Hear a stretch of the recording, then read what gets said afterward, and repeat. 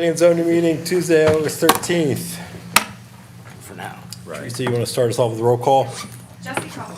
Here. Ryan Green. Here. Ben Lee. Here. Steve Dyer. Here. Kristen Hurst. Would you all please stand and join me in the Pledge of Allegiance? I pledge allegiance. To the flag of the United States of America and to the republic for which it stands, one nation, under God, indivisible, with liberty and justice for all. Thank you. First up on the agenda is public comment for items not on the agenda. Do we have anyone in the public that wants to make a comment on an item that's not in the agenda? Going once, going twice. Okay. Next, we'll move on to actions and minutes of July 9th. Having reviewed these, I will make a motion to pass as written. I will second them. All in favor? Aye. Abstain.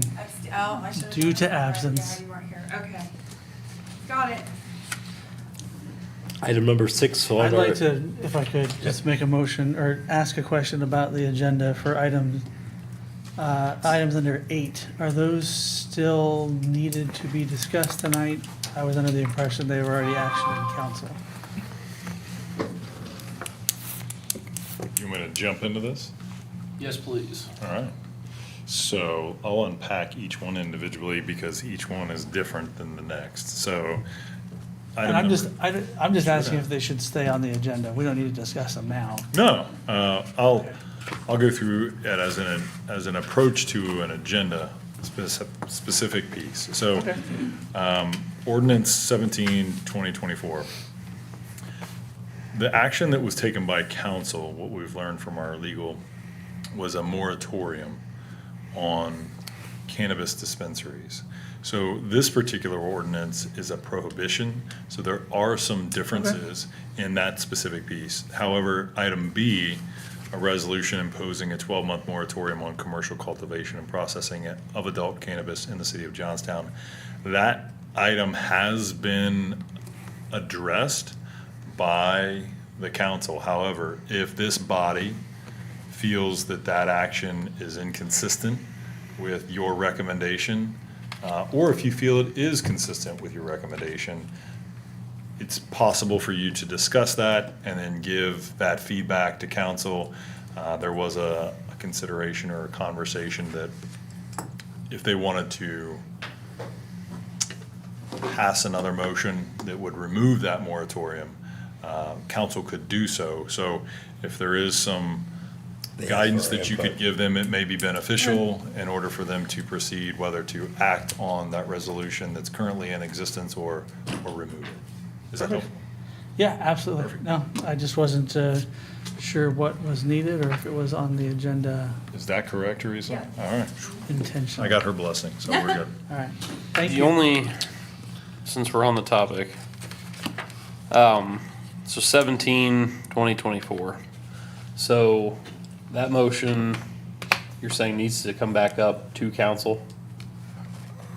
Ordinance 17/2024 has never been voted on by council. Right. What they had done is made a motion for a moratorium, which is different than a Right. ordinance or prohibition. So this one would still probably have a larger presence in your recommendation one way or the other, because it has not been acted upon by council. Item B has been, but they may still appreciate your input so that they know that they're moving in the right direction or wrong direction as it sits with the Planning and Zoning Commission, not saying that they would act in the same manner. Yeah, the only thing I think we need to do as far as commercial cultivation, if there's anything we need to bring up to date, I know that originally we have language in there for medicinal cultivation. Is there anything we need to do to bring it up to the current standards of 2024? Or anything we could better define? That's probably something that we need from our legal. Well, and I'm. Well, medical cannabis cultivation is in our code as a conditional use. Okay. So we would need to add adult use cultivation. Can I just hold it? assume. Can I just hold everybody up and continue our conversation when we get to that point and on the record? Let's just keep those questions. They're all good questions. Okay, Just like to stay in order here. that's fine. Let's start with number 6, certificate appropriate 53 South Caston demolition application. We'll give, Sean, if you want to, can you give your analysis first, and then we'll have the applicant come up after that.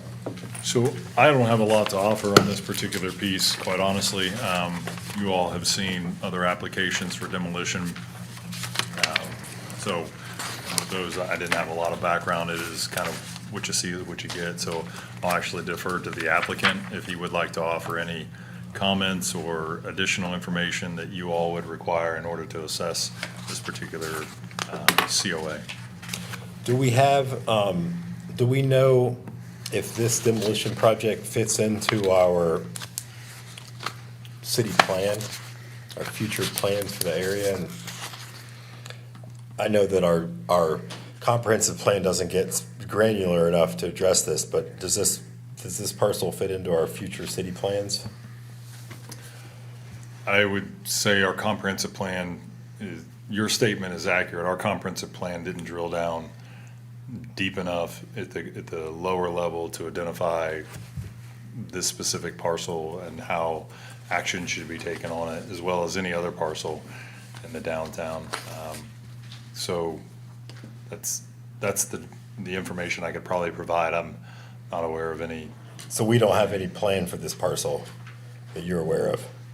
not that I'm aware of, no. Okay. Okay. Jamie, you, New Albany Company, you want to, MBJ Holdings, you want to come on up and present your case?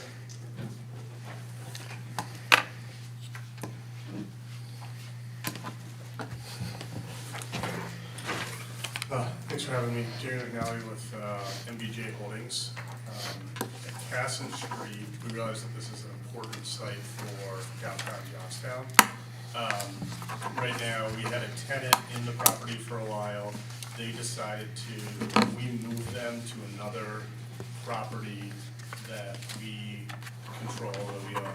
So nobody was displaced. They seem to be happier at, what I'm told from our property managers, they're happy with where they're at now. We did a report, I have the report here actually, but there was asbestos, 23 square feet of asbestos containing window glazing, and 25 linear feet of asbestos containing pipes were located throughout the property. We had to have those removed, and throughout the years, the property has lost a lot of its historical value through various additions and subtractions of the structure. We're sensitive to demoing any historically valuable property in Johnstown, which we don't believe this is. Now it's a vacant building that we believe is a public safety hazard, and having it down, the plan is to demolish the building and backfill, compaction, grading, and seed the footprint of the existing building and garage. Commissioners, you guys have any questions for the applicant? We'll open that up to you guys. So you guys own the property? We do, yes. And then, so it sounds like it costs too much to rehab, so you're just tearing it down? Yeah, and right now, we don't know what we want to do with the property yet. As in like redevelop it or what it becomes. But in the meantime, we believe it's a safety hazard and a eyesore kind of blighted property for the community too. Do you own any other properties around it? No, not in downtown Johnstown, no. So that's that, So no plan, we're just hesitant to let anybody demolish anything without any future plans.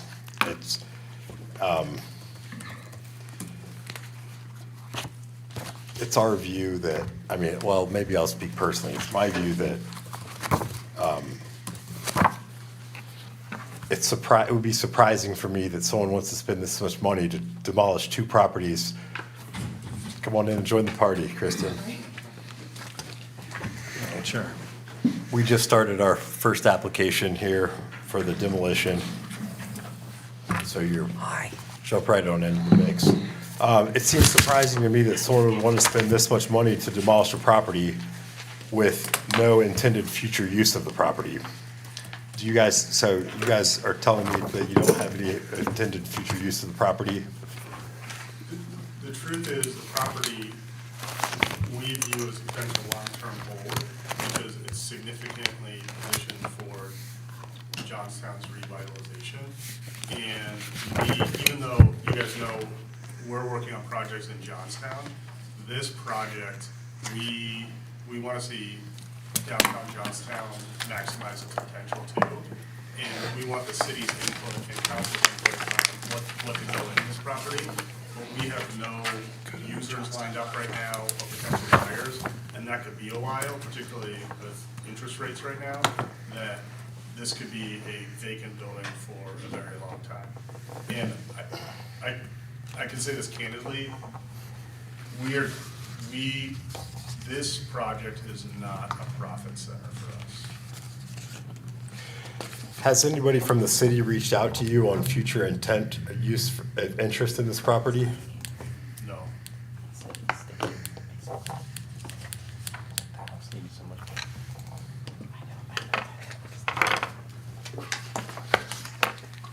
Ben, you got anything?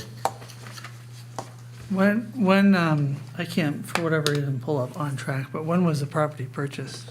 When did you purchase it? Oh, geez. Earlier this summer. Probably been about a year ago. About a year ago? I believe it was, It was less than that, but. I thought it was 2023. I think it was last year. I don't remember the month.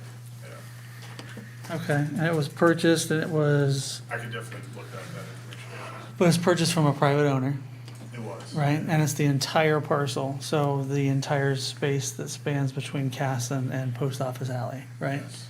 And all the structures on that parcel are being proposed to be demolished Correct. Okay. And return to grass for the time. and return to grass. So that's including the block building that's right there, Correct.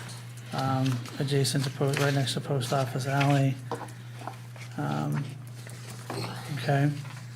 Turn to grass, future long-term hold. When it was purchased, it was privately owned. And so for the last, in your estimation, year, it's been empty at this point, right? No, less than a year it's been empty. Less but than a year? We had to relocate the current tenants to another property that, Okay. that we owned, so that they weren't displaced and, but, But nothing's really been going on in less than a year kind of time frame. correct, there's Right. no activity outside. Okay. Yeah.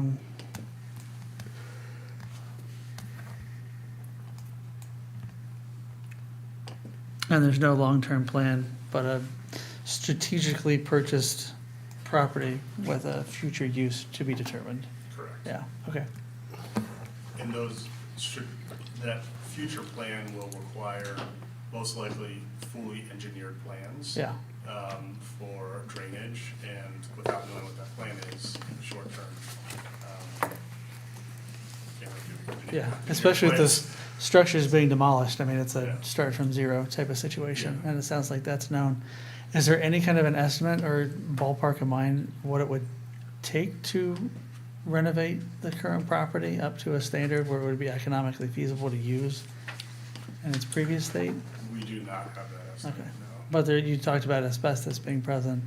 Asbestos, there's moisture damage in the building, and once, You're talking the home or the block building? the home. The home. And if this is granted and we do demo, then we of course are going to go through with EMH&T engineers, the full building assessment, foundation, and environmental assessment to make sure, because the history of the site, the alley, all. Okay.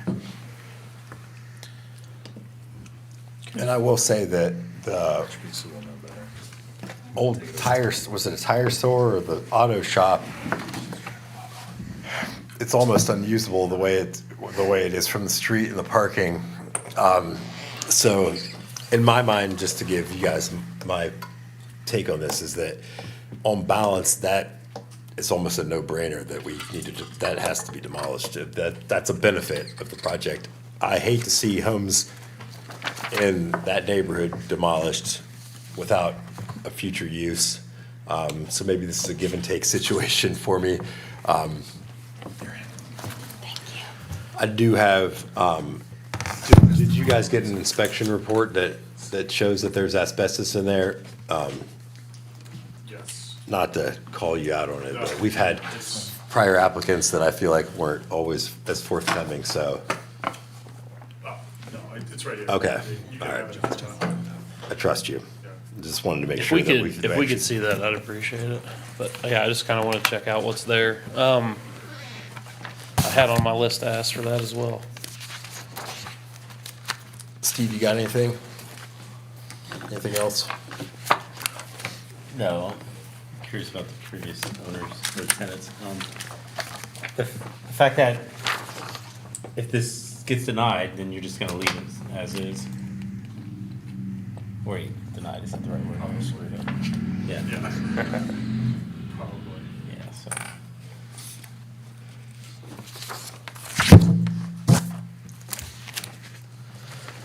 So under our current code, we have criteria for demolition structure. We've updated our criteria, but for the time of this application, we're still under the previous demolition of structures. So in 1187.09, so in cases where the applicant applies for certificate of appropriateness for demolition of structure, planning and zoning will hear that. It goes on to say, structure contains no features of architectural and historic significance to the character of the individual precinct. There exists no reasonable economic use for the structure as it exists or might be restored. And it lists also deterioration has progressed to the point where it's not economically feasible. Unfortunately, that's the current criteria that we have to use. However, we have come up with newer criteria that will be in place. And at the time, I would definitely ask these questions, which we have asked here previously. Historic structure, obviously that structure being the older row housing kind of type of structure. There are, one could argue, historical aspects in the trim and things like that if they wanted to. Reuse plan is definitely key with us of what it is. Is it legitimately poor enough structural condition as to warrant demolition and not demolition by neglect? That's a big one for us. What we don't want to see happen is we don't want to see people buy properties with the express intent of tearing them down from day one, just for the purpose of tearing them down. We'd like to see, especially at a time where we're in a housing shortage, we definitely want to see all usable housing be used as long as it can be. And does this demolition negatively affect the adjacent property owners? Were all the property owners notified on this? Did we receive any feedback from them? Is that right? I can check with Terry on that. Okay. I went door to door. and Nobody talked to me. You went door to door. I did. See if anybody thought any opinions. Nobody talked to me. It may not be a requirement, but I can check. Those were the big ones that we had in here. All utilities having service connection within the structure. Obviously, do you have a plan for any utilities that are attached to that? Yes, the proper means and methods will be taken under consideration as we demo and having utilities turned off at the street we need to, and to the gas line and water, Okay. so. We go on to list sewer service disconnected. Obviously, city can check on that. Water service turned off, shut off at the end of the pipe, effectively capped. Work in the right of way. We'll have to be cognizant of that. Obviously, your setbacks, things like that, we'll have to look at. With this having asbestos and other potentially hazardous things in it. If you run into lead, I mean, obviously you don't know until you demo what you're gonna run into. Do you guys have a plan to make sure that this doesn't waft out over our downtown city area and the adjacent properties? Of course. Okay.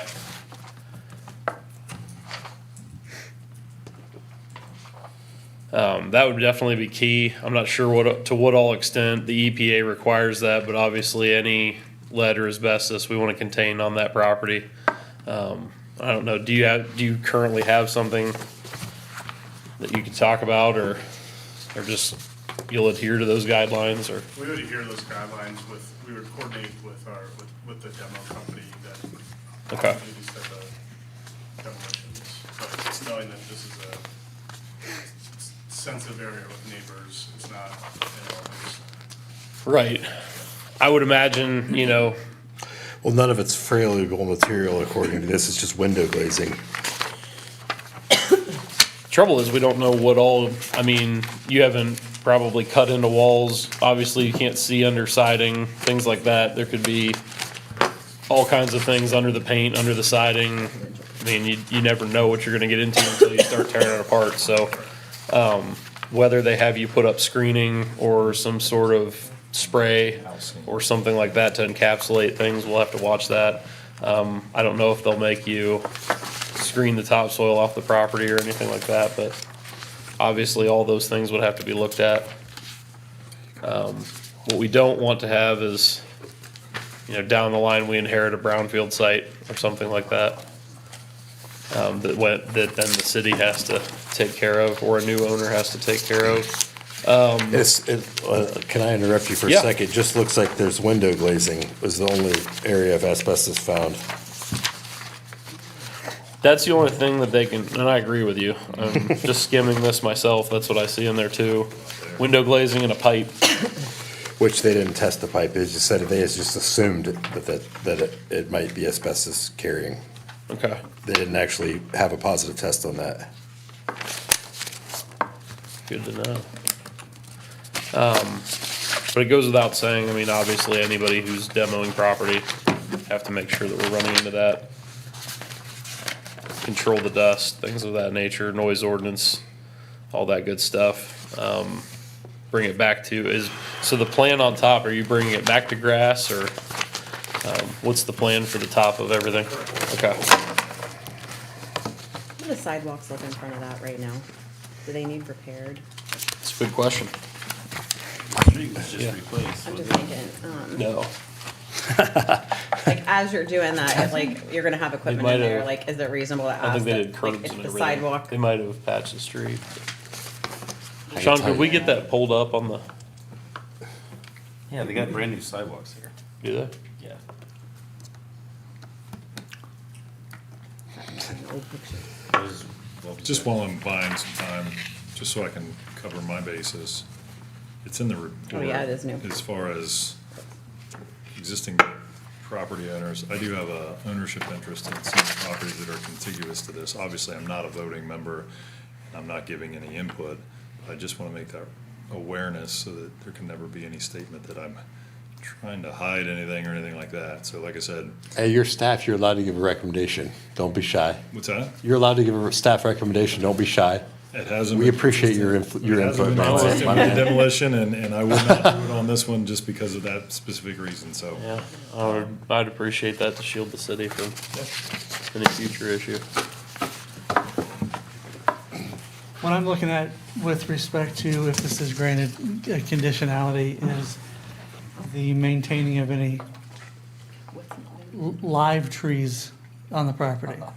Okay. And so I made a note of the street trees, if those evergreens are still there, to keep them there. And then if there are any living mature trees on the property, to keep those intact as well. That one in that picture looks like it's seen better days.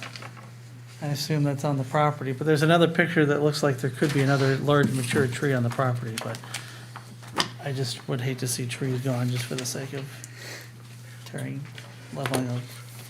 No, yeah, we're more than happy to satisfy that requirement. So that driveway's gonna be gone too. after looking at the report, the only asbestos I saw on the property was window glazing. So to me, Would you keep the asphalt in the back along Post Office Alley, or would you turn that up and turn that back to ground? We would probably leave that for the time being. Yeah, all right. so- sorry, I missed that. Will you tear that up too? No, they would keep the asphalt along Post Office Alley. Okay, which is current, like some parking Yeah. there, that's there. So for me, looking at the conditions, 118709, it talks about issuing a demolition and a certificate of appropriateness when at least one of the following conditions prevail, and as three, Ryan already ran through them. I think, I think we talked about this before, that some of these are very subjective, and don't leave a lot of room for specifics. I mean, it was of economic use beforehand, so could it be used before? Yeah. I think to your point, the architectural and historic significance and the character of the precinct in which it's located, if we had a historical district, maybe this would be included in it, but right now it's GCC 1. And so it could be anything commercial at this point. I think some of the historical characteristics have kind of deteriorated at this point, and the reasonable economic feasibility is usually up to the person holding the checkbook. So, at this point, I don't see the condition of the trees, from my opinion, and Kristen pointing out about the sidewalks. Which It is a was, good call. like, it looked like it was new. But that makes sense to maintain continuity within Casson. What's your opinion on on the risk of setting a precedent? Where do we draw the line? With the new conditions for entertaining demolition. So this is sliding into the old rules and the new ones starting new rules. I mean, it's GCC 1. If it was a residential district, it probably had a little heavier weight associated with it. But at this point, according to the zoning map, we identified that in that space, if it were an empty parcel now, you could put a grocery store. Or The, some kind of retail or So something. the garage that's actually on there is a conditional use in GCC 1. When's the last time that was used as a garage? Do we know? More than 2 years ago, so It's been more than 2, so that conditional use has also lapsed. Sure. So it couldn't be used as a garage again, unless it went through a permit. Which is another reason to demo that part. The point again is based off the zoning, You're all for it? it doesn't seem like it seems as if it fits at least one of the three criteria, which is grounds for issuing of the demolition certificate. Which one are you going on? Well, I think it kind of meets two of them with respect to the historical significance and character of the precinct in which it's located. I think it deteriorated to where it would take a lot of money to bring that up to speed and call it a historically significant facade. But the economic feasibility lies with the person holding the checkbook, and so that lends itself to kind of a subjectivity. To me, it looks as if it's gonna take a lot of money to bring it up to speed, Fair if we enough. wanted to have any historical significance. But I think by sheer fact that it's zoned commercial, that we've already said that its historic significance is limited. Kristen, did you have anything? No, that was it. Would you like to make a motion? Public comment? Public comment. I don't know if there's anyone from the city. Any public comment?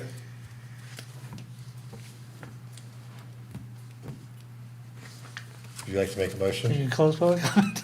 Close public comment. I'll make a motion to approve the certificate of appropriateness, application 7225 for 53 South Casson. I'll second the motion.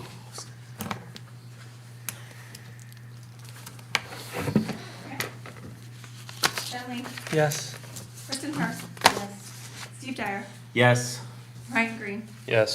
Jesse Copple. Yes. Thank you.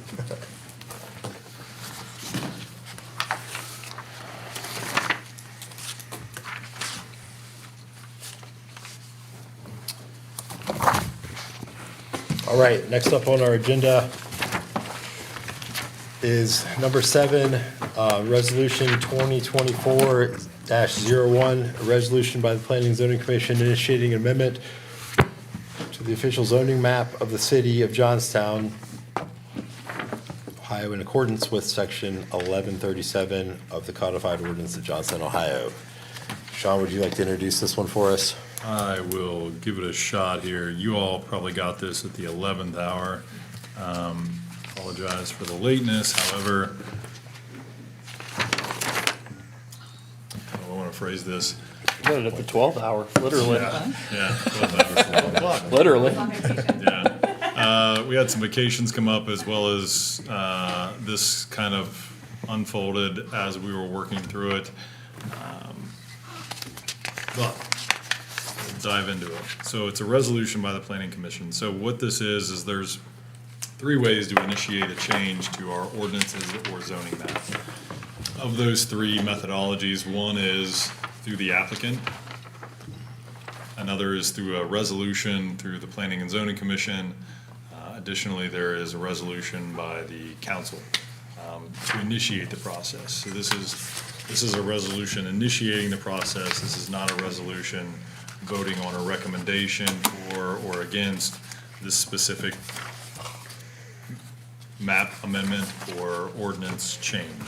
So reason being, this one is put in front of you rather than the applicant. If you're aware of the property, you may already have some background. If you're not, I'll try to summarize it. So this is the old Coghlan Ford dealership. I'll pull up our zoning map so that you can have a better look at what we're looking at. There's furniture there now, right? So there is, there we go. So right here is the parcel that we're talking about. And you can see where at some point, something was zoned GCC2. The orange is GCC2. For whatever reason, it was done in a very block methodology. What it essentially did was cut an existing building into 2 separate areas. I don't know when this was done. However, it was a legal non-conforming while Coghlan was there. After Coghlan left, whenever applications were brought before the city to allow businesses to move into certain pieces and parts of that building, the front half would obviously be allowed and entitled. The back half, however, is a SR1 zoning district. Those permits should have never been issued. Trevor, when he unpacked this, a new application was being presented for a new business and identified that it was a residential district. Obviously, a commercial use in the residential district is not allowed. Brought this to the attention of staff as well as the property owner and the applicant that was trying to put a business there. I view this as probably a misstep on the city's behalf, but it's not uncommon for you to have some split zonings. In other specific areas, we have an example out here that I would say it's an undeveloped piece of property that maybe this makes a little bit more sense, and that is right here. So I don't want to use this as a precedent saying that entire plan, that this is a commercial corridor lending itself to GCC1. So like I said, trying to clean up something that I believe the city should take some ownership, that we've missed something. However, there is some responsibility of the property owner whenever there's a purchase made, obviously, to run through all the research on that. So there's probably an error on both sides. Trying to expedite this, I did reach out to the property owner, knowing that he's aware of what we have, an issue. I can't let a business obviously operate in there until it's taken care of. His preference was to allow the city to have the first attempt to clean up this particular mess, not engaging him in some of the discussion, keeping himself out of it, allowing you all to kind of go through the process and see what is your desire. So that's why it's moving in this particular way instead of the applicant bringing it forth. I always like the applicant bringing it forth because I never want to just take the initiative to rezone somebody's property. That's why the phone call was made, laying out the 3 options. Applicant is aware, he's agreeable to this particular option. If you all don't have a desire to do a resolution tonight initiating it, it can then go to council, council can initiate it. Or if neither body want to initiate the process, then the applicant can then bring it forth on his behalf as well. So it's a lot of information. It's really clunky. It's really awkward. There's no smoothness to this. This thing has ridges all over it. So what we're trying to do is get it to a smooth transition. Wade Trevor in on this.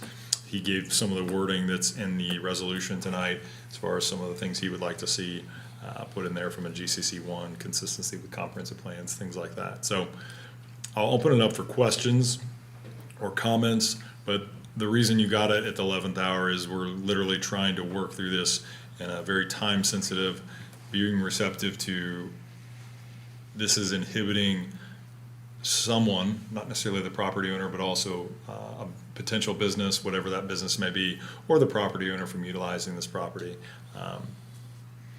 I'll kind of pause there. Well, I appreciate you being proactive on this, because I think you're right that I don't know how a property ever got split zoning.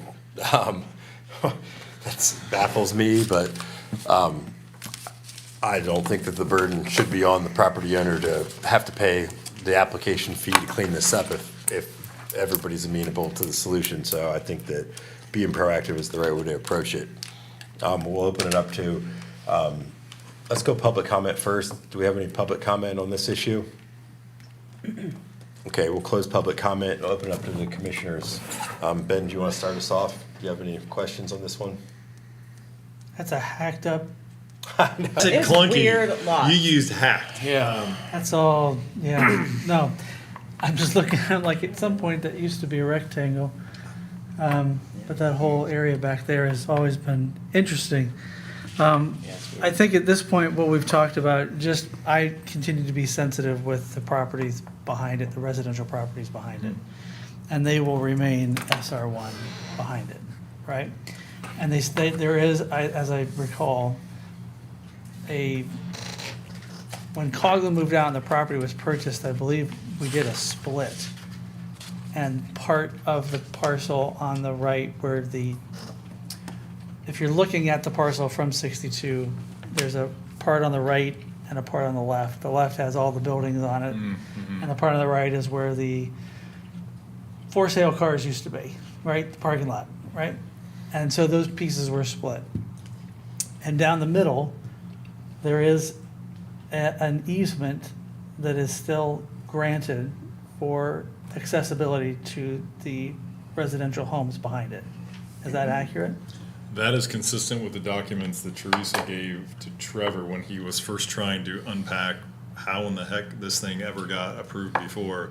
She literally gave him all of the information. The only information that I think we were able to pull up was back in 2019 or 20, whenever, I'd have to pull might have been my 21. email back.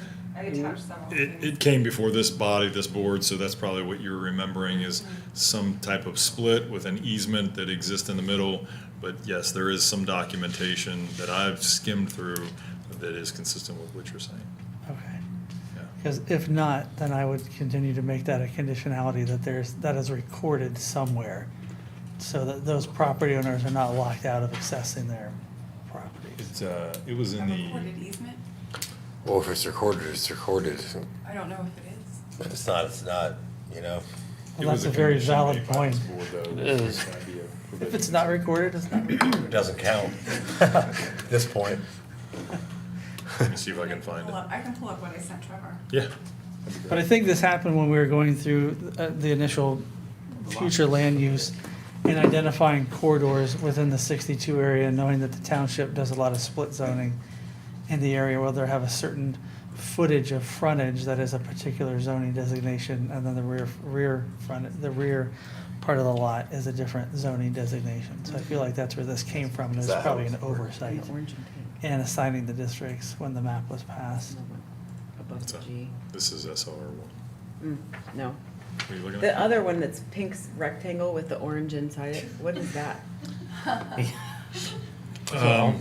A really creative Tetris game that went wrong. What's the I'm one not next sure to it? what happened here. It could be that, What's the it one could just next be to a it? shading situation. Shouldn't we clean that was up not too? able to It's not capture. They all zoned, need it's cleaned not up. that Every also. one of them down This, there. this orange may represent all of it. That could have just been Bailey's inability to, whenever she was doing, Hey, Sean, have we talked to the property owner on this one? Because it makes sense to me to clean this one up too, at the same time. Which one?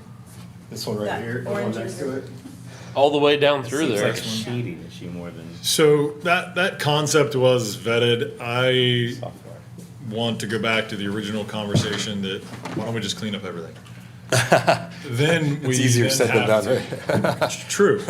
Then we then have to engage with each property owner. I would never want to just assume and just start the process without engaging the property owner. So it is typical for the property owner to bring this before us. And that's the methodology that we like. That way there is something that solidifies. I can tell you, I've had conversation with this property owner.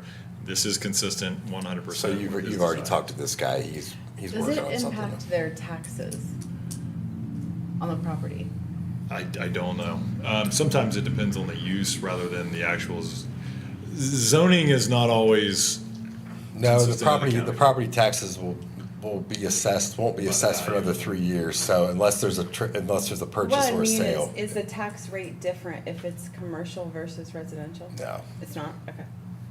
There sometimes can be, but it goes to the use. I wouldn't If it's want being you to like commercially put it used. up, we do it, and then they get taxed higher, and then they're frustrated. That's where you usually put the burden on the property owner. Yeah, that's why I was asking. No, there is no My difference. question about the process with the zoning change is that if we vote in favor of approving the resolution, which initiates the process, does that act as a motion in that it doesn't grant favorability or denial bias, but it just starts the process? Correct. And I can pull up our ordinance. Or are we It's able to do- 1137. Do we have authority to initiate this without a property owner? I'll give you the quick Yeah, let's answer, file the Ben. paperwork. Yes, you are correct. It initiates the process. Yeah. This is not a recommendation. You have 20 days, public hearing that has to be noticed, and then you'll have a hearing. So a minimum of 20 days has to transpire from the date the resolution is passed to initiate the process till the actual public hearing. At the public hearing, then you all would take all the information, have the public hearing, allow the public to respond to this. And then at that particular meeting, you could, if you desired, to recommend to the council to approve, disapprove, approve with conditions. Okay. And then council would then have to act on it. They actually have 2 readings through the process. They actually have to hear it, receive it, have another public hearing, and then vote on it. And then depending on how they pass it, could have another 30 days before the legislation actually went into effect. Sounds like a maze. Yeah, you should have had fun on Friday trying to unpack this. So has the applicant or the vested party at this point submitted any paperwork or paid anything toward this? They have not. One piece that I did ask the applicant, I said, at some point for my benefit, I would want some documentation that you are agreeable to the entirety of the property being GCC 1. And it can be as simple as that. And he said, I have no problem issuing my blessing through some type of document that states I am agreeable to the GCC 2, I'm sorry. I was The gonna say, GCC 2, yeah. Yeah, we're on GCC two over there. 'Cause, I mean, they should be abiding by Um, everything within 113703, right? Turns Correct. into a mess. So if we approve it here, does this go to council or this stays with us and they continue the process? If you pass a resolution tonight, it still stays with you. All right. You're just initiating the process, then the process begins, and then it comes right back to you at a public hearing at minimum of 20 days from now, that you then have to weigh in on what you decide, whether you recommend denial, approval, whatever the case may be. So this is really, am I incorrect on any of that? This is just an initiation process. Does anyone from the community if they have any issues? Yeah. I didn't look into it. Well, for me, I would say if this was, well, you can't pass a resolution with conditions. So we'll get the chance to beat him up next time. Yeah, I would say there, Trevor will put together a staff report for you all to review on this. This is just an initiation process. But will there be something filed formally in concordance with 113703? Yeah, that's the next step, right? This is that step, so I pulled it up on the screen, 113702, amending the zoning. You're gonna need it. May be initiated by one of the following ways. So another resolution by the Planning and Zoning Commission, and then our right to code is a initiate little wonky, you have to actually track down a little bit. Review procedure, the Planning and Zoning Commission shall schedule at least one public hearing after the adoption of a resolution. So that resolution is the first piece. Then you have to schedule at least one public hearing after the adoption. Transmittal of the resolution from council or the filing of an application for a zoning amendment. So this is, like I said, just a resolution moving the process forward. And then from there, you would have the public hearing. But they would have to submit an application. They would not. It's being initiated through you all or through council. You have the power to initiate that yourself. We have the power to initiate it. I see, we're initiating it or Right. they're initiating it. Yeah. Correct. And it saves them a fee, which I think is for proactive, which I'm like, actually, I think it's good if we have, since it's like a city mistake to have split zoning, I think that's something they shouldn't have to pay $700 to clean up. So we have the power to initiate it. I got If it. somebody was against us rezoning a property, they would have the right to file in court.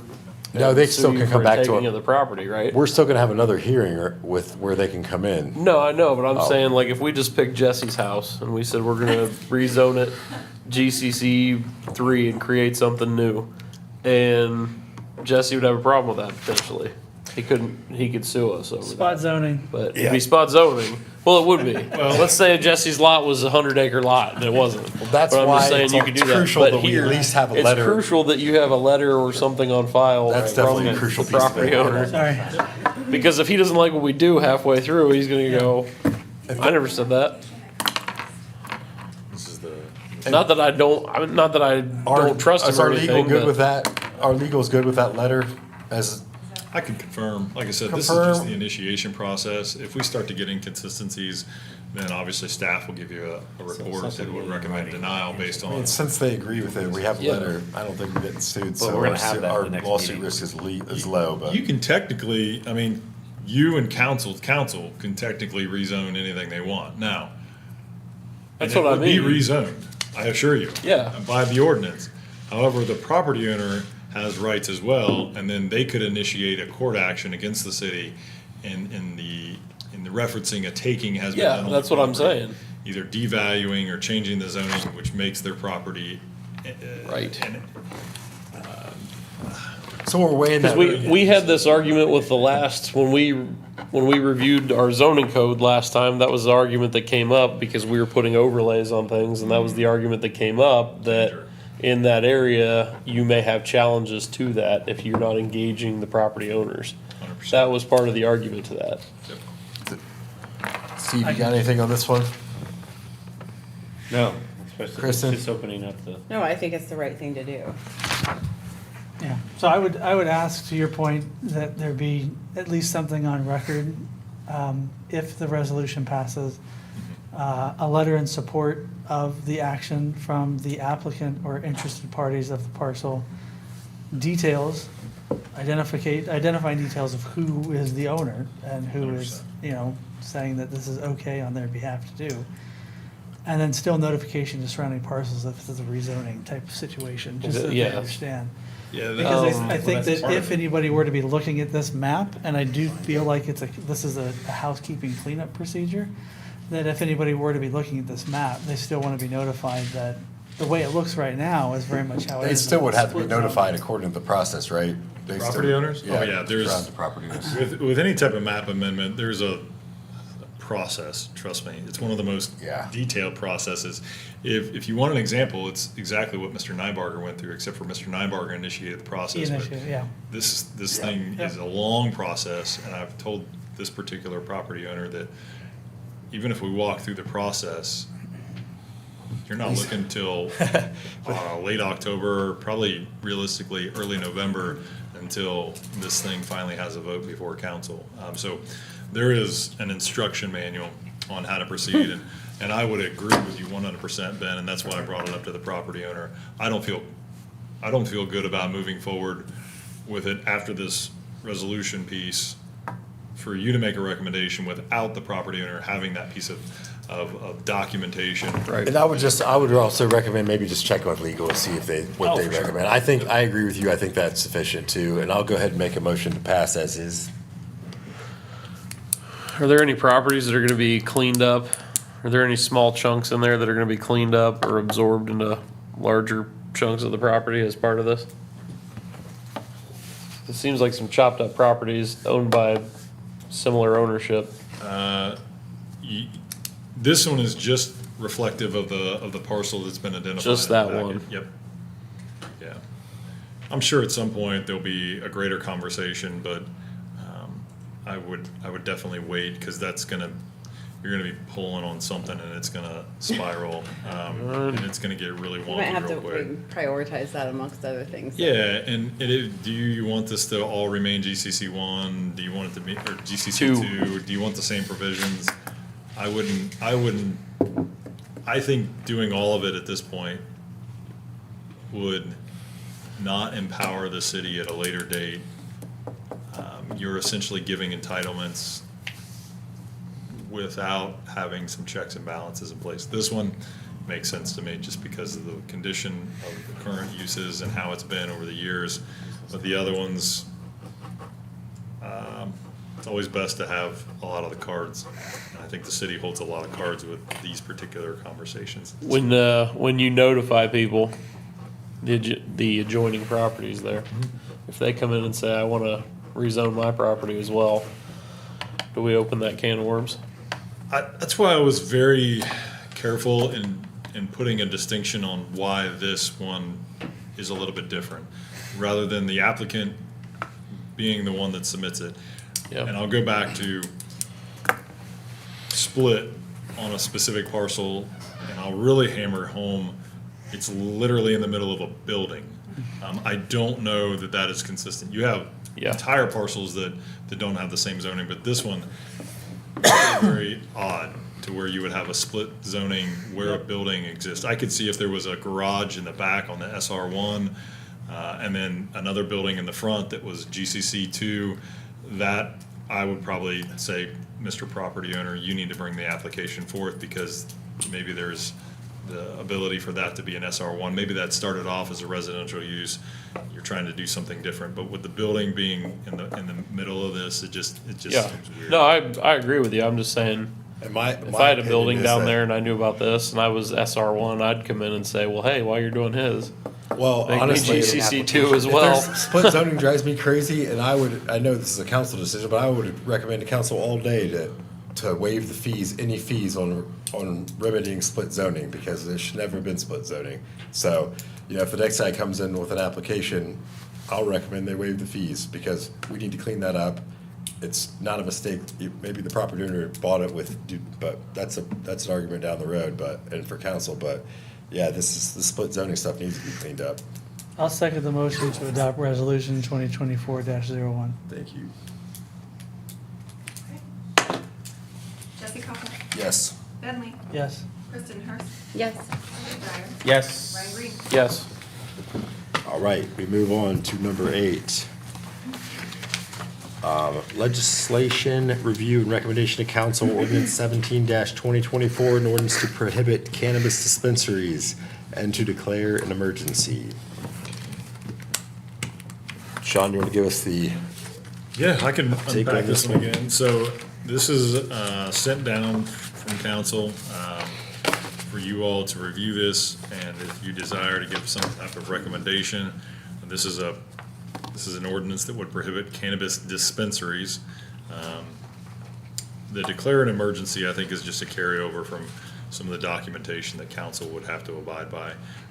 But the dispensary is the main question here, and we were going through the resolution, and I want to correct myself.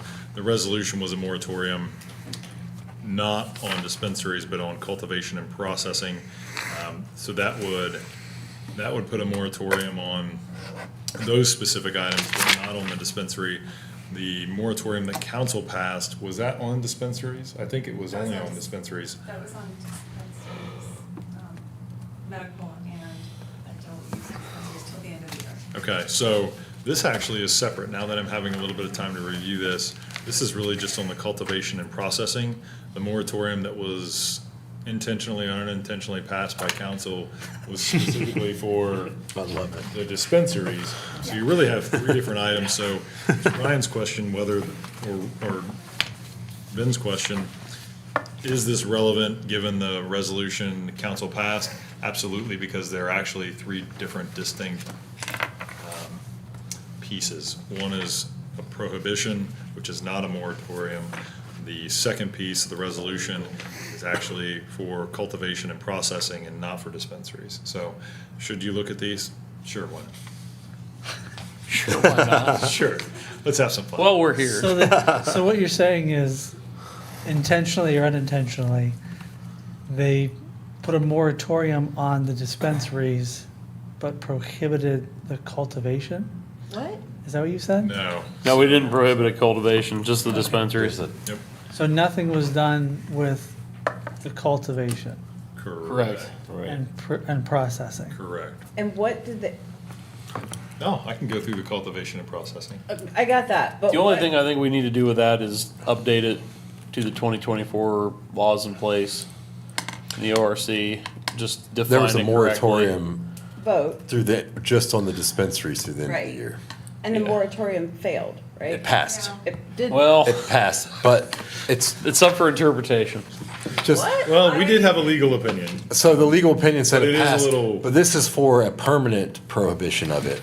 So we can, right, this is for permanent, right? So Yeah. we can't change whether the legal opinion on the 12-month moratorium stands or doesn't stand, doesn't really, we don't really have to consider that for today. Like, because we're deciding whether we think it should be Right. permanently legal or permanently illegal, right?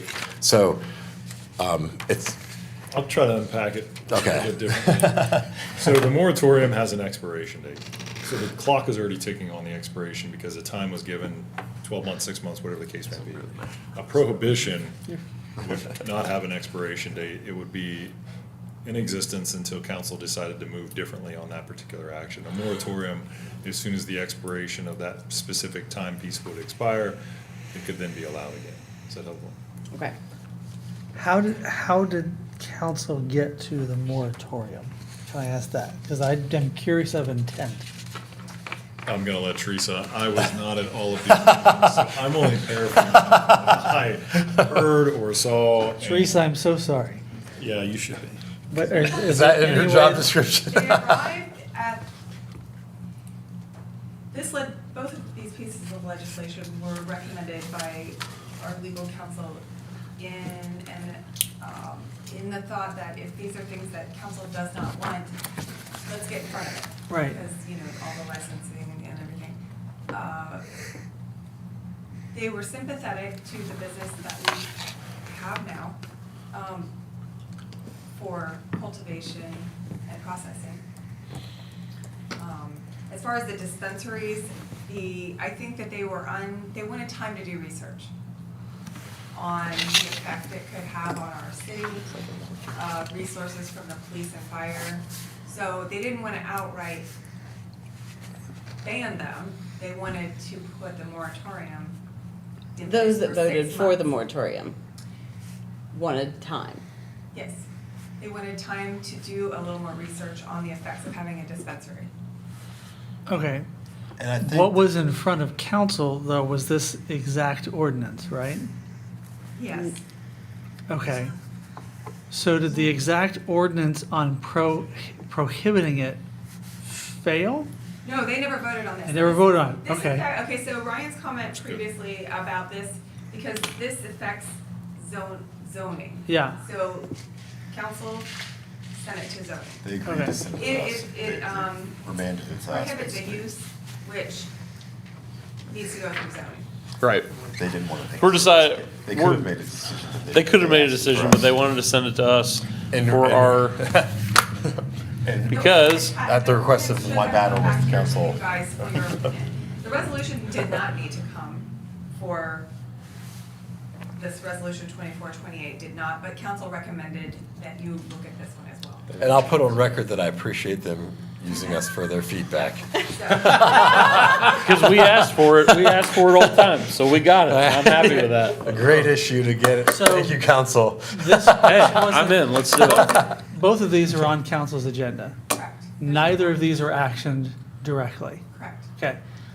How did the moratorium piece come up if there wasn't a specific legislation on the agenda? Welcome to the party. It was a motion made by It was a council. motion made by So council. it was a Okay. motion made by council All right, to do a short amount Moratorium. of time. Yeah. A moratorium in order to let them do their research. got it.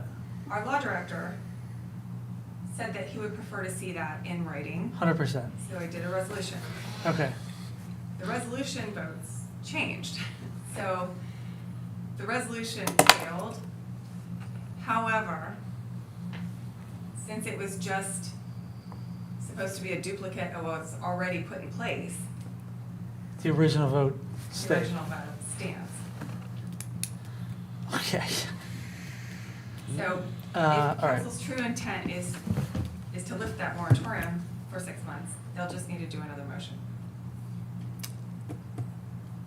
Okay.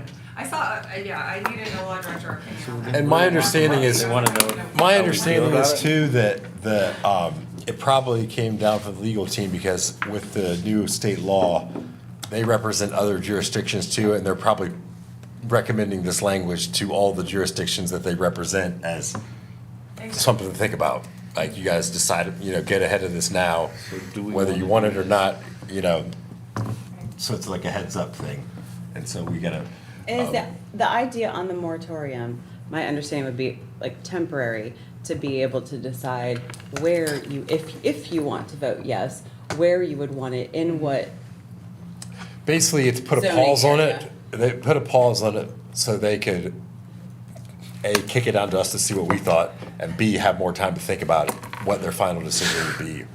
that's fair. That's speculation. I'm always an optimist, I'm always thinking best intentions, right? Well, and it says in But here that, In effect, that's what it does. municipalities, are able to limit the number of, so we could say how many we will allow or whether we allow them, Right, right? yeah. So, and where we would allow them. So here's where I'm at with both of these. I'll just put it out there. Can we talk about them together? Yeah, go ahead. Yeah. Ben, you wanna start to kick us off here, we can talk about them together. So dispensaries.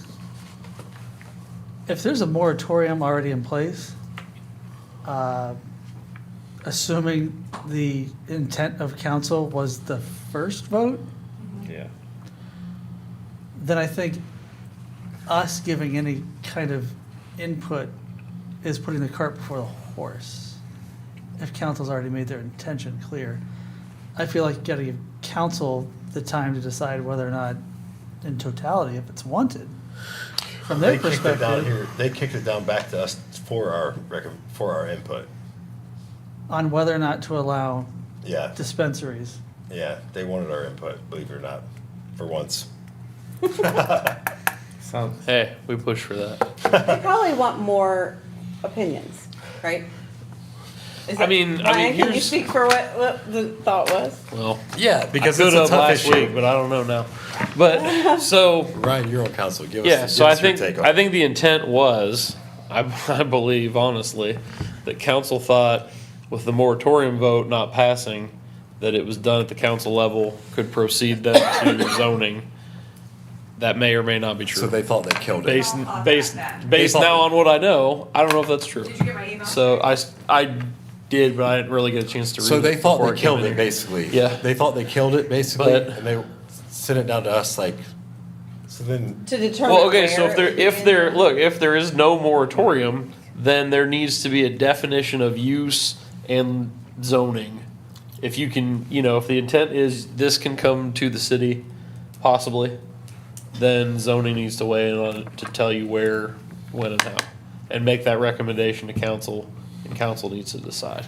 I'd say That's my thought. there was a Sorry point in to interrupt you. time where the legislative bodies in front of this community were all in with medical cannabis cultivation. Right. Processing, and holding our breath when the permits came out for the dispensaries. And so, not knowing where council lies, truly, just feels a little confusing as to what direction we have to move forward. I agree with you Because- based on the info of today. Yes. Because we can look at the scope of the community and work to find a suitable location for a dispensary within a zoning parameter if that is asked. But I think it's a little interesting to ask our opinion on the record from a legislative position about, Well, and that's why I say I don't want us to get into the philosophy of this. I don't think zoning needs to get into the philosophy of it. I think we just need to make definitions and locations and what it looks like.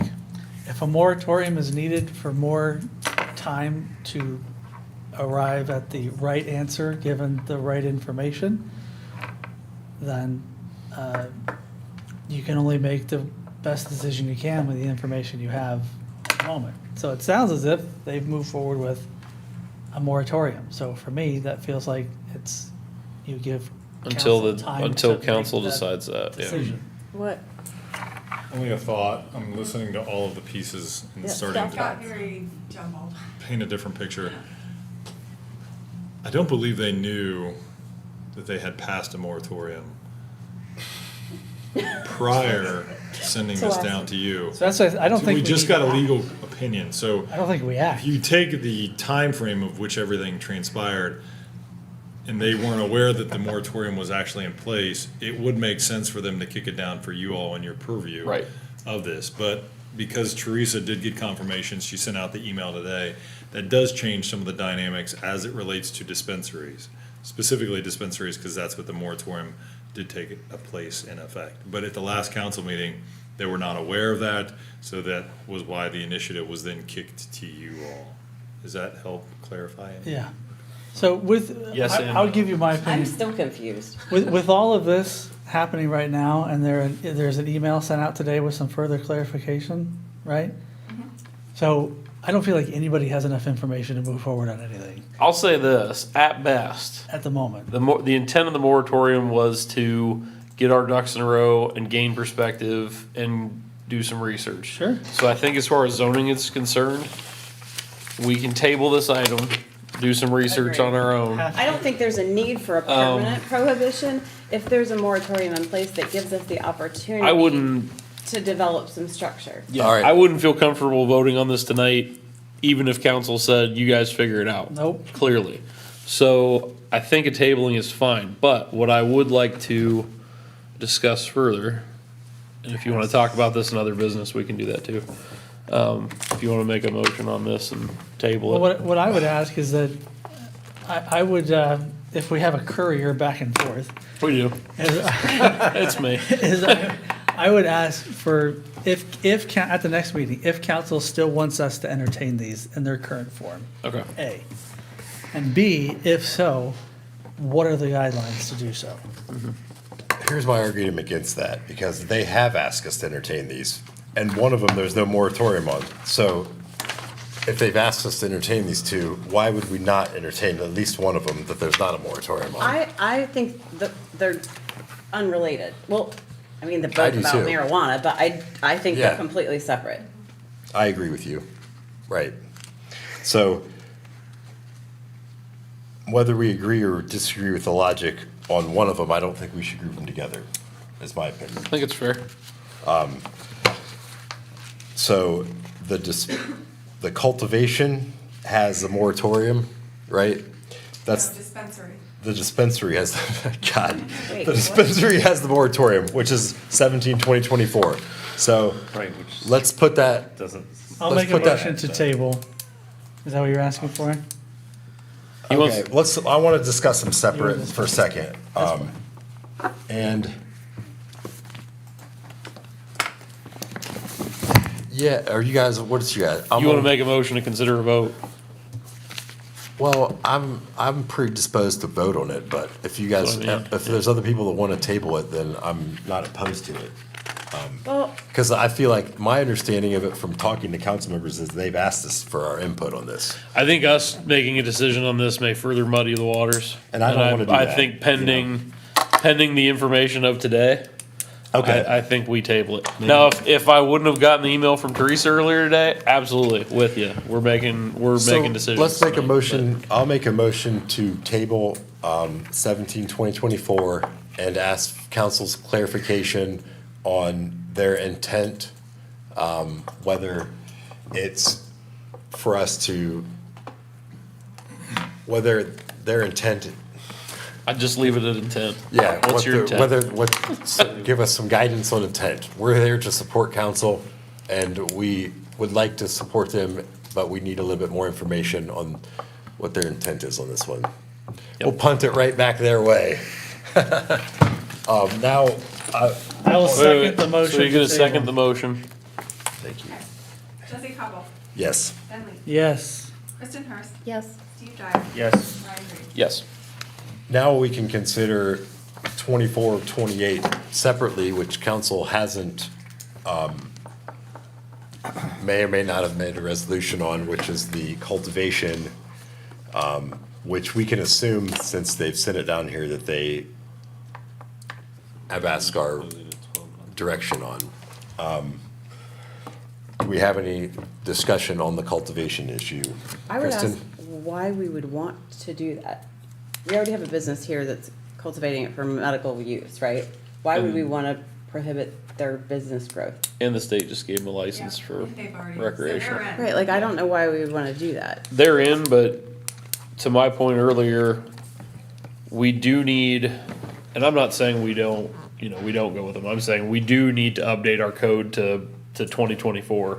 Because right now, I mean, with me reading this, it has, if you look at 513.06, that definitely needs revision for what it has in there, because it talks about, it just talks about the sale in there. And then the other place that lists marijuana is 1159.04 is conditional use and light manufacturing only, and it's for medical. So we definitely need to update what we have to mirror what we're doing. Well, We and to actually me- have two facilities over there. One's just not currently in use. Which, Our I code's don't know if specific. Ben knew that, but nobody on council knew there was a second one. So our code specifically limits it to medical, but, Yes. so Yeah. is this a conditional use for recreational? Well, tell me, like, Well, so they're It's not grandfathered. recreational, they're not Everything cultivating it. everything that's happening right now They're is selling it. Already the location. Home use is the recreational. what it says though, is Cultivating it says for that growth. we can limit, like, this is my thought. Like, So I'll, we can prohibit or limit the number. Do we, for the time being, limit the number to the ones that are existing here until we determine how to decide how we want that expanded? so I'll give you some background on my knowledge of this issue,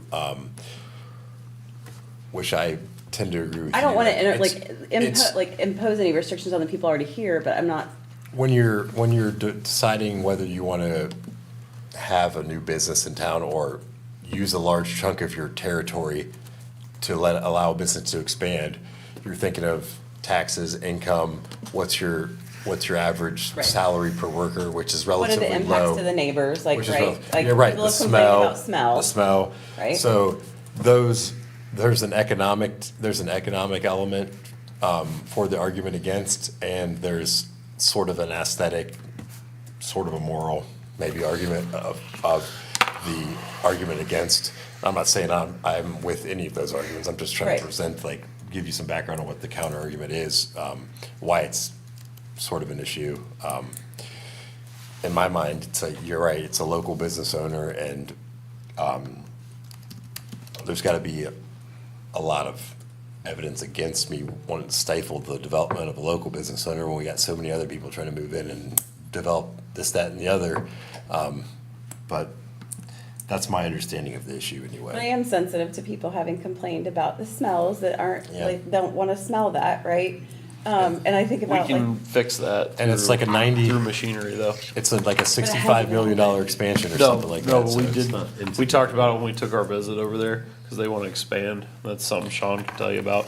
There are, Sean, do you- let there's me give you- there are mitigation systems. Let me give for it. Sean an opportunity to give his. But I do agree with Do you. you have any input on this one, my friend? Oh, I can dive into this as much as, Give us a little, There? give us your background. I didn't mean to skip Chris, you. I agree with you though. It needs to happen. We have to define that.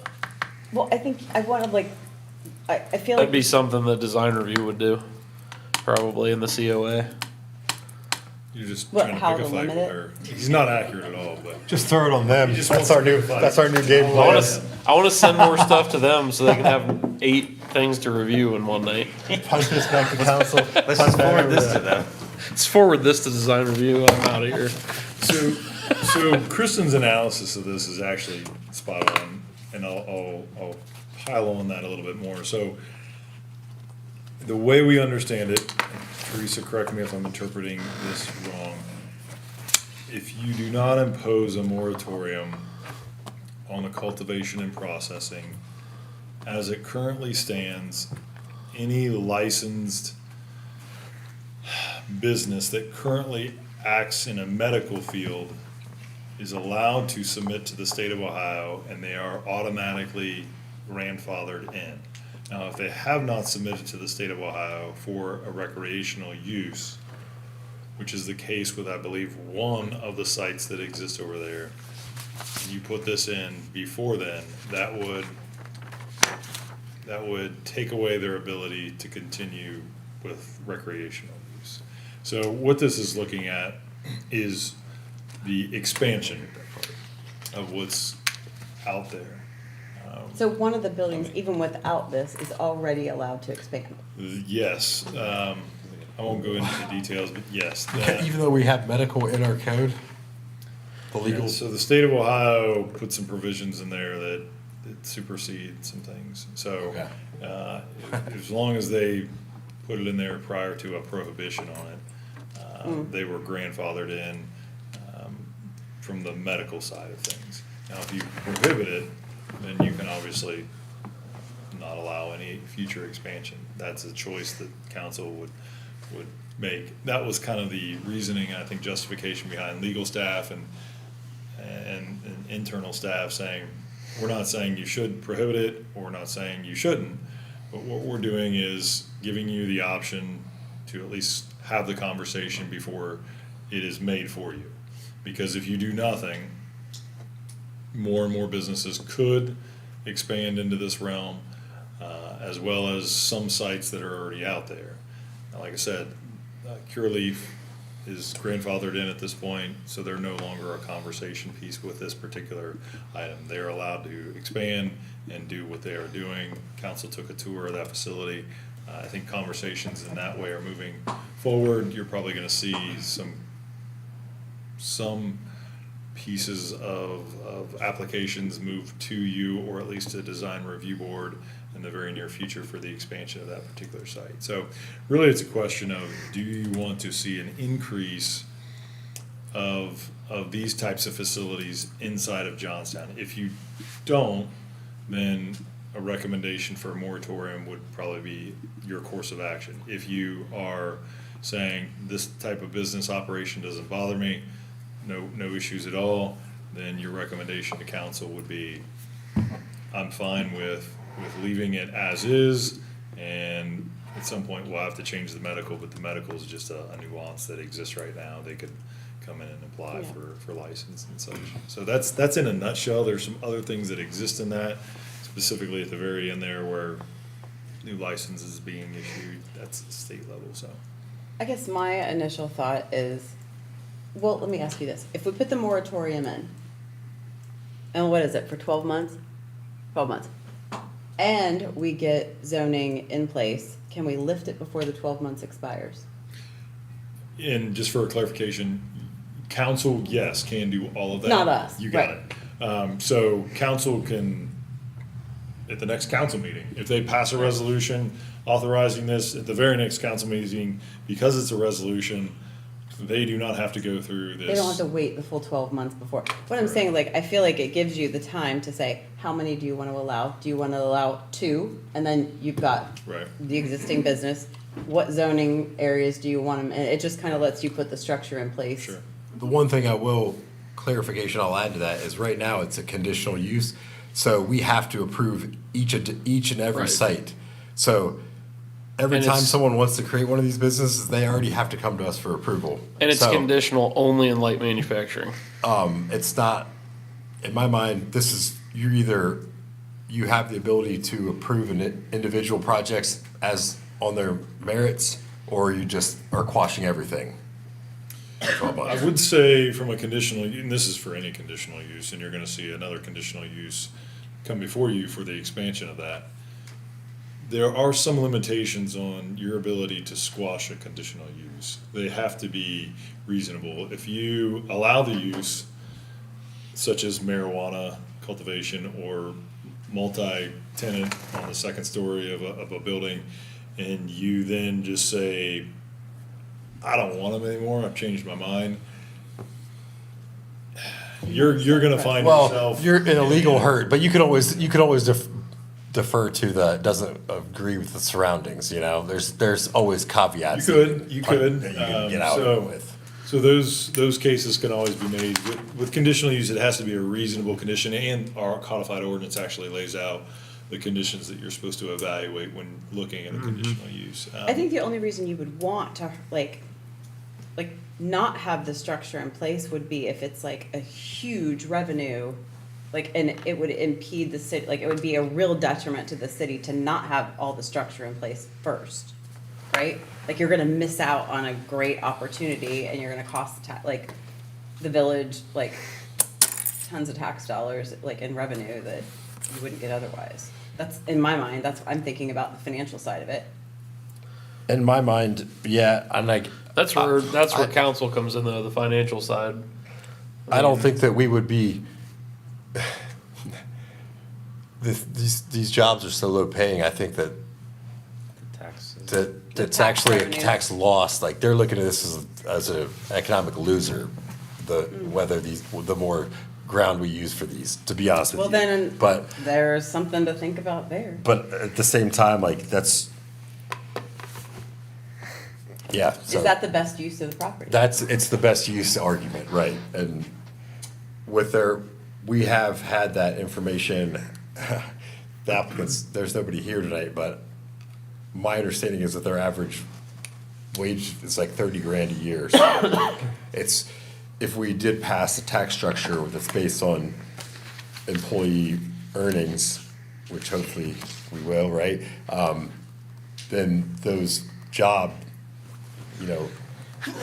the revenues are based on those employees, so this is a relatively lower, that's how you gauge projects to come into the city, is whether how much those employees are getting paid. So this one, I think, part of the hesitation, in my mind, the main hesitation is that it's an economic loser, and it's more of that than a smell issue, but. I don't understand how it's an economic loser. Are you talking about the dispensaries or the cultivation? Amount of tax.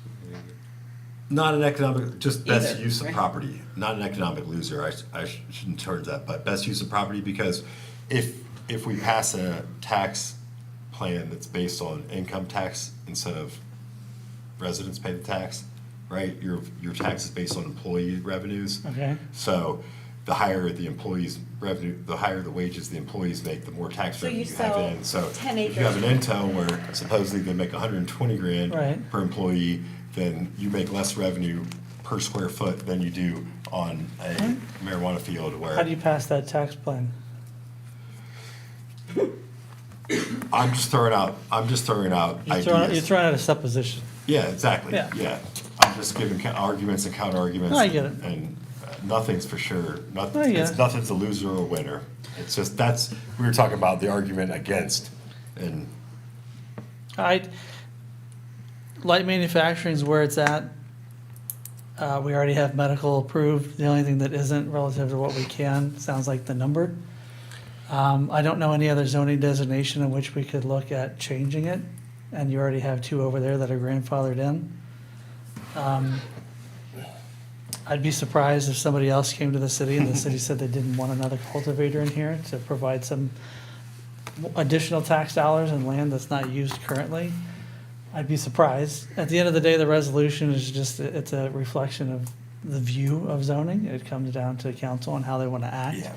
I don't see really any other areas in which that could be affected that wouldn't have a structure already in place, from my opinion. Financial, maybe, but that's a council decision, that's not Right. us. So, to that end, I would say, we already have medical in place. You add in the recreational cultivation piece, and that's just another arm of the business and its scalability from their perspective. But to me, it's different if it's existing versus new. Yeah, I'd be surprised if the city said, no, we didn't want any new type of business that's already here. And in my mind, In we're my already, opinion. and in my opinion, we're good with, we can, with conditional, requiring conditional use, they have to come to us. Every project has to be approved by us already. So we already have enough controls. We don't really need this, but Brian, do you have anything? From my perspective, I don't think anybody has a problem with the cultivation. I don't think there's a majority that has a problem with the cultivation. I mean, 2 businesses have been here, one of which most people didn't even know we had. They donated quite a bit to the police force, from what I understand. They've never had problems with those businesses other than a smell, which we can remedy through machinery when they upgrade. It has been a moneymaker, maybe not the best, but not every business is. There's businesses making less in town. I mean, the economy drives that anyway. Once the PD district and all these other businesses go in, a lot of the businesses in town are gonna have to pay more. That's just the market. I'll have to pay my employees more. That's just how the market goes. But I think from that side, the cultivation, the only thing I would see with that is update it. See where else it works in the city. It might work in the PD district that we've talked about, or something like that. We take a look at something like that. That's about all I want to do with cultivation. Dispensaries, that's a different animal, because dispensaries is going to be an emotional argument. I can already tell you, it's going to be with where it goes in the city and who likes it, who doesn't. I can already tell you that. We know that What drives the emotion behind that decision, though? I mean, it's a vice that's been legalized. So you're always going to have that. You had that in the 30s with alcohol. But now we have great liquor establishments in the city and everybody loves it. So, and if you try to take one of those, if you try to take one of those away, you get sued tomorrow. So I'm just saying. Steve, you got any final? I'll make a motion to, in the negative on 2028, I think the motions are in the affirmative. Yeah. to decline. You gotta make a motion We're gonna to, recommend to council something. Yeah, recommend don't- that we don't pass Okay. 20. So would they put 428. the resolution up for a motion, somebody second it, and then you would vote Yes or no? yes or no, and the no would carry a no recommendation? Right. The yes would carry a yes recommendation. Motions are always in the affirmative, and you vote yes or no. Is But that, then we went through this with legal, though. If we recommend that they do pass it and we vote against that, that isn't a recommendation in the negative. What? Remember when we had this big issue? no, I agree. We had that issue. I was ready to vote. And now I'm not. It's gotta be a motion to get to. I'm gonna vote maybe. We've been through this, we've had legal interpretation. We can't, if we say, if we recommend to pass and vote against it, it's not a recommendation to decline. so I'm not sure Just that, the- you're not giving a recommendation, though. It's a resolution that's already pre-written, which is the But it's a difference. council resolution, so It this is. is a recommendation. It's a recommendation. In the negative. And if we Yeah, vote then no on it, pass it. then we are not giving a recommendation to council. We're recommending, Nothing goes to council. recommending in the I'm gonna negative. stay away. We're recommending in the Recommend that negative. they Yes, Deny this, yes, that's my motion. yeah, okay. A recommendation to council that resolution 2024-28 is not approved. Yes. Okay, is there a second? I'm not dancing. Does I'm just that gonna sound sit right? back. Yeah, You think something different? Don't you remember the one that I flubbed that? I'm vote? gonna, I don't know that it Maybe you weren't on has council, that you were much on weight. zoning then. I It's think my the understanding, intent if you is vote- This is becoming They're a gonna major. get You the make issue. you make a motion for Doesn't matter this. what envelope you put it in. There's a second. As long as It they gets open voted up and no. Understand what you're. Is There's that- no, one doesn't go to council. Do we have a second? And the motion, the motion is to not ask, to not have, to ask them to not approve the resolution? Yes. Yes. Okay, I'll second. For the record, I'm not in favor of the resolution, however that needs to pan out. That's exactly what you're saying. It's noted in the minutes. So it's noted in the minutes. Saying that they vote no. Analyze. Or deny. Ditto for I don't me. understand. Put it in the What minutes. is the, what, I can help explain. What do you, What does a yes vote do? okay, so The a yes yes means- vote means you agree with this motion.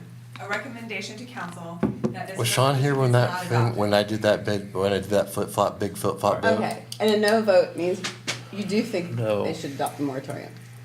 No, I think it was Bailey. Was it Bailey? The recommendation to council that. It's a double negative, Kristen, at that point. The recommendation on the table is that council not approve this resolution, which means that you don't want the Trust me, 12-month moratorium. Is that right, Jesse? You don't want the Well, hey. 12-month Right. moratorium? Council the other day thought they knew what they were doing, and apparently they didn't. So hey, it's the world we live in. So we're recommending Who are- the who council are we to not say? accept this moratorium, that they Right. just leave it as, leave code as is. I mean, that's what I have. If that's not what you mean. That's what I mean. Okay. Yeah. Okay, we have a motion. have a We have a second. second. There's a vote on the table. All right, Jesse Koppel, Yes. Ben Lee, Yes. No. Steve Dyer, Yes.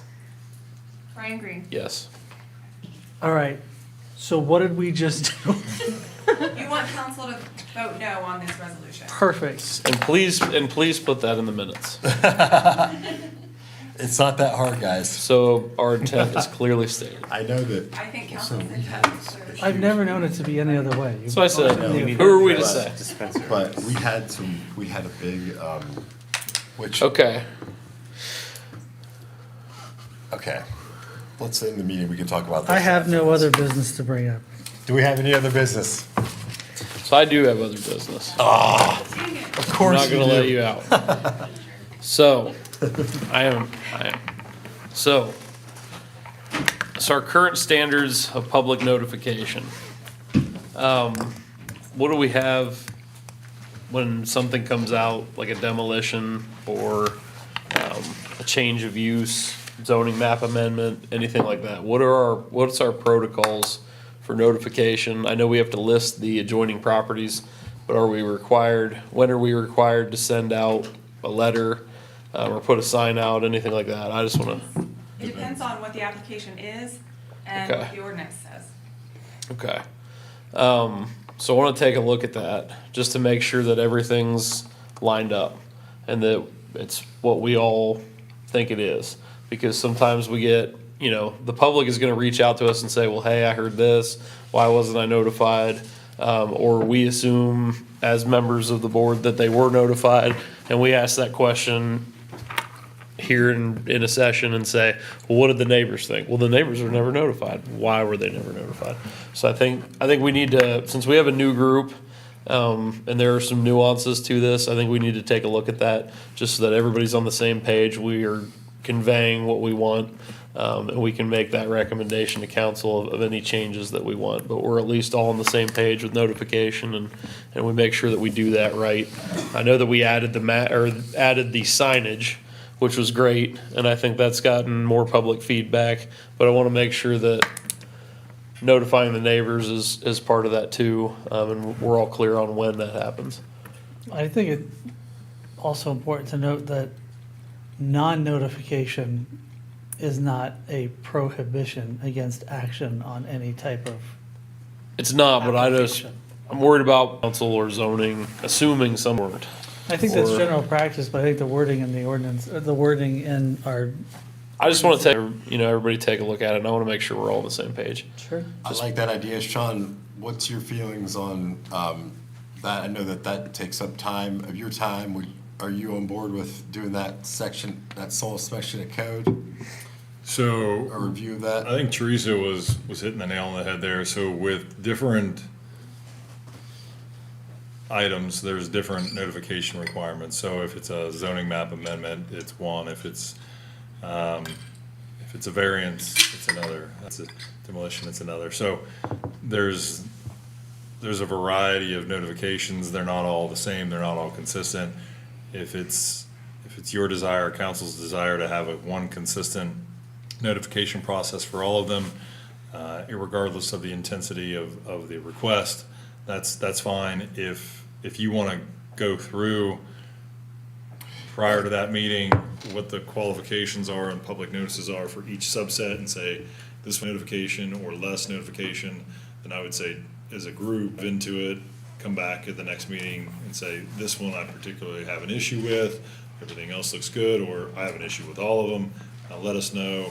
That'll be the easiest way, I would imagine, if you want to dive into that. If you don't, and you just want to read it and you say, all these things make sense and we're good, then just leave it at that. How we did it before, Ryan, correct me if I'm wrong, is we took all and referred it to one central.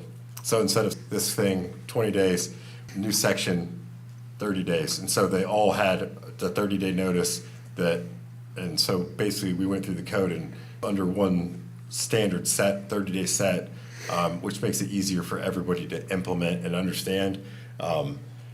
I'm assuming that's what you're thinking Yeah, I of mean, doing. I understand that not everything is so intense. I mean, a zoning map amendment where housing is going to GCC one, yeah, I'd like to know about that before my neighbor did that. My neighbor changing the color of his roof, I don't really care. As long as So it's what not- that would Well, require you from. might if it's As long as it's bright pink. not, as long as it's not, but he can't do that. What that So- would require from staff is to. But no, like at least I- identify each section of code And- that has a requirement before, so we can review those at the next And meeting. is there a way to just streamline it and say that everything, is it easier on staff if we just have a minimum for everything and just say, hey, you know, here's the notification? Nothing's easier for Maybe. staff, right? Yeah, long term, maybe. Getting there Getting there's the problem. is gonna be pretty intensive, just because there's so many pieces that are in our codified ordinance that require a public hearing, so you would need to amend 1187, 1137, the variance, 1180, Any that's, process.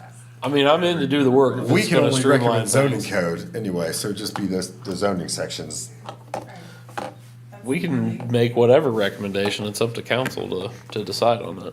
But I'm saying if this streamlines the Oh, I process, like it, no, I'm with you, like, Yeah. that's something. if this streamlines the process and conditional use permit, I mean, you're talking, All of I'm them. thinking off the top of my head, you're probably talking, I can think of 5 or 6 at a minimum, but I think scratching the surface. So it could be rather labor intensive to go through the entire code, have to modify it. I mean, it's all out there online. Yeah. Well, it really, It if we're the is. ones that wanna review it, we should be the ones to go Yeah. look Well, it up right, and and not ask and them I'm to fine do with it. doing the work, but I'm just saying, it's online, but Is I that how don't you think, would- I don't think anybody that I know that's ever sat up here knows it's a map amendment, so it's a 30-day and everybody gets notified, like, none of us remember the day-to-day operations, I Let would me just, guarantee it. and I think it's important to ask, Sean, how would you rather us bring you recommendations on code, or would you rather present the recommendations for us to review? And where does this lie in your priority list of things to do? Right, so, Not high. That's what I'm saying, not like, high, so we're I gonna mean, ask I'm them to fine- do it, I don't want them to I'm not do fine with something it. that's more We important. can always bring code We whenever we can, want. Yeah. we can But bring it to the next that's meeting, what I I'm- just wanna put it as a heads up to you guys, hey, this is He what I'm can, gonna bring but to the that's why next I'm meeting. curious to see. And do we have any recommendations for changes, or we're just curious, we wanna look at it? Oh, we do. I wanna look compare at it it, side but I by wanna side. see if you guys wanna look at it, Okay. so, if you're open to But that. he might prefer to If you guys tell me. do it himself, if- to if, trust uh, us. That's no, why, I mean, that's why I want your, that's The why I want your commission says feedback. you're crazy, I like how it is right now, I won't do the homework, but if you all We did the haven't work made ahead too of many time requests. and brought it to the meeting so that it could be reviewed, I think that's productive, that's efficient. However, if we're coming to a meeting to go through the process and then write it while we're at the meeting, I don't know that that's efficient. So if you were to draft something ahead of time, bring that for the board to review, that may be. I'll draft it, this is just a heads up, it's coming. Fair enough. Everybody do your I like- homework. That makes it easy on everybody. Yeah, so you could go that route. If we ever All right. Terry would think. So the goal is just just so everybody's aware of the rules for notices. Yep. Is your goal for it to be consistent? I just wanted to be consistent. I mean, I'm gonna take a look at it. Or we're all- Like, what is, like, what's all-knowing. driving your question, I guess, it's like Just because, like, So I mean, just- we've just- had things come to, educate The me. demolition tonight, we don't know what the notification requirement was. We didn't really bring it up to even look into it tonight, but my understanding was there is no notification on that. So that maybe we should be notifying neighbors that there's a demolition. Well, this I sign don't was know if out. there is in the new code, I'd have to. That's a perfect example of why. I mean, that was a question that I had. I mean, does a sign go up and do we notify the neighbors? Cause I know it says in there, we list the neighbors. Neighbors have to be listed in the application, but are they notified? That we didn't know. At one point, we So- had a sign going up for everything. And for too. demolition, I would hope you're gonna notify me if my neighbor's house is coming down, because that's a significant project. So, I know for variance, there's a. That means I- Terry put up. that means I probably at least need to hire, There's a you know, sign up somebody to there. power wash my house after all that dust gets on it. I think, I don't know if he puts them up, but they get them from the city. Is there So any there other- was, so I noticed that too. There was no sign, so this was on the agenda a couple weeks ago, no sign. When the agenda was amended, a sign showed up. So I want to make sure we're consistent on that. And I'll check with Terry. I mean, It was the the one- assumption is that whenever he gets the application, he starts the process of notifying. I know he goes to the post office regularly, submits certified mail, so. Krista, when we went through this code a couple years ago, we made tons of changes, but the code never got accepted. But that was one of the areas where there was a lot of room to be improved. I do remember that too. So you made recommendations, but council chose not to. In the end, we spent 2 years going through the entire code Well, and had a bunch of recommendations. people were more. And then a new council came in and just didn't want our recommendations. Things where our experience is that we know that there's room to be improved, and I think that this is a small chunk, we know with our current staff situation, we can't bite off huge, like, we used to review code every meeting and recommend it, and now we're trying to. And it's tough having, Our current council doesn't want our recommendations on everything, but would be perceptive and there's some improvements. having learned two separate zoning codes, you think that it's this way, and you have to go back and reference, and then you go back and you go, wait, we didn't change that. So I will put out there,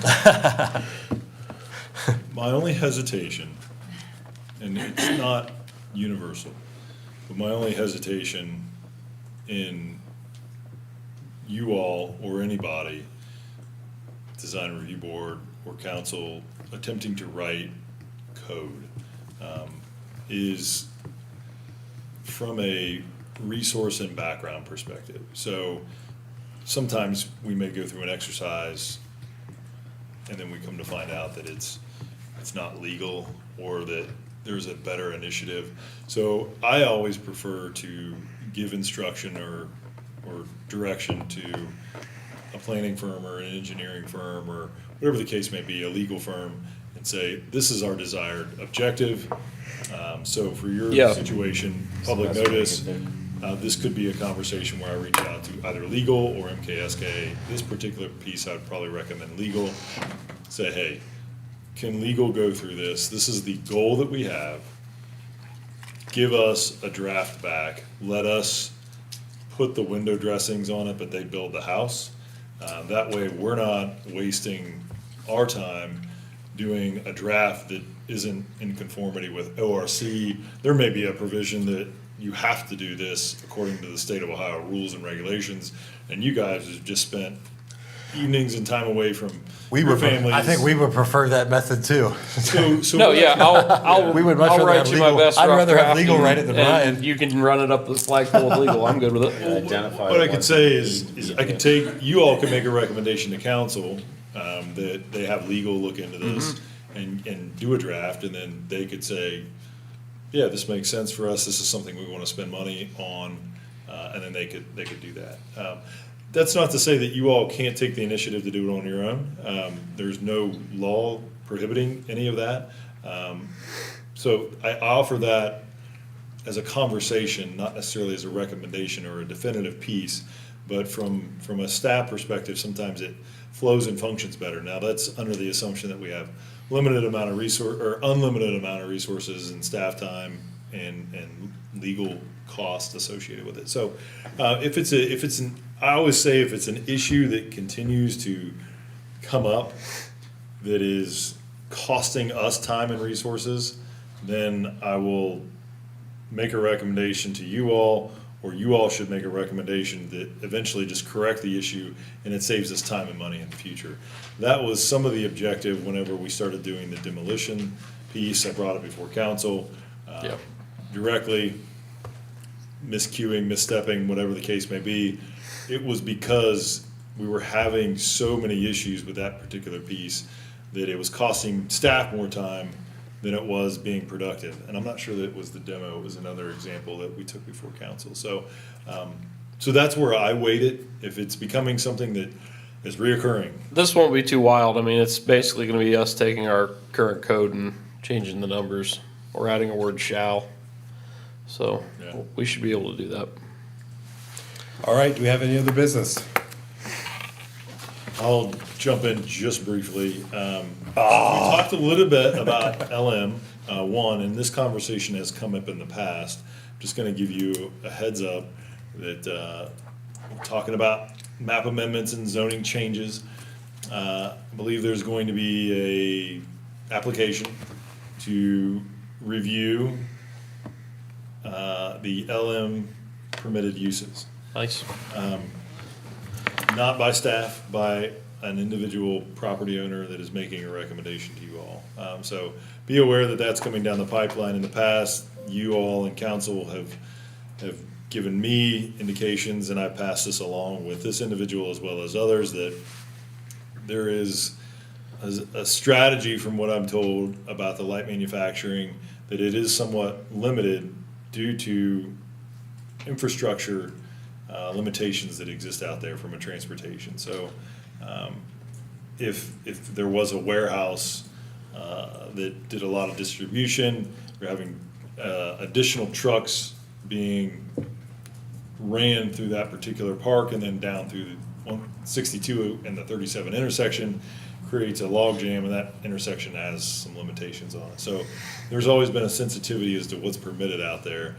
The other piece is employment levels. As much as we say, great, we've got 300 jobs, we lived through this experience with 31 where we had to have police officers at the intersections directing traffic because that particular side of town was not conducive to have a large number of employees. No matter what the net positive was, revenue, it didn't necessarily support the pain that the residents were having to feel whenever they had to take Johnny to school and had to wait, for a long line of cars. So that is the communication that I've given to these particular applicants. So we'll see. They have every right to bring this before you all and to council. So just know that that's coming down the pipeline. So there's a desire to build speculation buildings out there. And with speculation, you don't know what the end product's gonna be, and you don't know what the impact's gonna be on the resources that are out there. So I'll leave it at that. Just a question. Yeah. Is there any leverage that we can put on the state of Ohio to solve? That intersection can only handle so much. So currently, So there is a study that's being underway through American Structure Point, through the TID. B is Transportation Improvement District. That study is currently being done or will be underway here shortly. Studies always have to come before action. Once they get the study, they'll get some findings, they'll be able to review those findings and then carry it to the next level. And does Johnstown have a seat in that table? Absolutely, absolutely. So they're gonna be arguing that this came to us? What's that? Yeah. They'll argue, Like Intel and all this came here, right? for Like, sure. So, You guys need to help. and that problem existed even before Intel. And so, We don't need to tell them that. yeah, and that's what I've also told individuals that have looked in that area. I said, it's maybe not a never situation. Council doesn't want to take any steps that's gonna impact the quality of life of the residents, Right. just for the sake of the success of a business. So they're very sensitive to that piece. If there was an alternative route that existed out on 62, that maybe conjunction with Sportsman's Club that allowed for an alternative route where they didn't have to go downtown, that always changes the dynamics of the infrastructure in that area, and it can allow for different types of operations to exist out there. Sure, sure. I'm just thinking about our discussions we had with the 400 acres we acquired and having 2 downtowns and like, that would help our goals. Yeah, and that's another piece. I mean, do you want that manufacturing district to grow? Or do you want your manufacturing or business to exist out here? What's the long-term, long-range planning for that specific piece? What does the development of that property do to the parcels that are next to it? What does that impact? Is those parcels next to it, if they are built out from a manufacturing standpoint, does that lend itself to a residential neighborhood being next to it, or does that then lend itself to some other type of use? So I think those things have to be really looked at whenever these considerations are given to, let's just change the use. It makes sense maybe in the immediate, but then when you start to unpack all the cause and effects that could happen from that, maybe it's not as easy as it was maybe presented. So those are things that you'll have to consider. Thank you for that background. Yeah, it was a lot, so sorry. I could have summarized. No, that's cool, though. We do appreciate that. So that's all I got. All right, I will make a motion to adjourn. Second. All in favor? Aye. Aye. So glad.